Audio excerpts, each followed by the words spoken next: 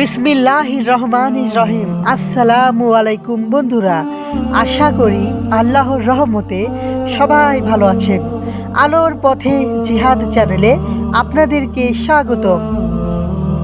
মহান আল্লাহ রব্বুল আলামিন আমাদেরকে সৃষ্টি করেছেন তার ইবাদতের জন্য, আর আমাদেরকে বাঁচিয়ে রাখার দায়িত্ব তিনিই নিয়েছেন। প্রথমেই আমাদেরকে বলে দিয়েছেন, তোমাদেরকে ইবাদতের জন্য সৃষ্টি করেছি, অর্থাৎ মানুষ এবং জিনকে ইবাদতের জন্য বানানো হয়েছে।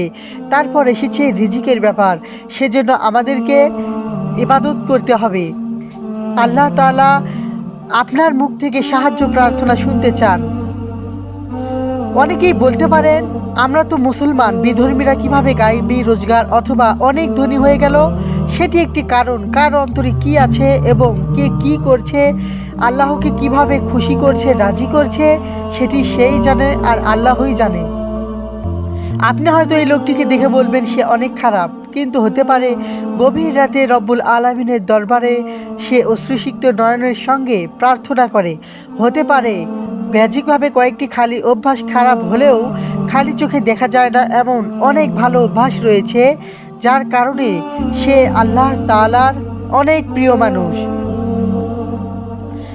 আমাদের অবশ্যই জানা থাকতে হবে যে মুসলমানদেরকেই শুধু আল্লাহ তাআলা রিজিক দিচ্ছেন না, বরং সমগ্র মানব জাতিকে দিচ্ছেন।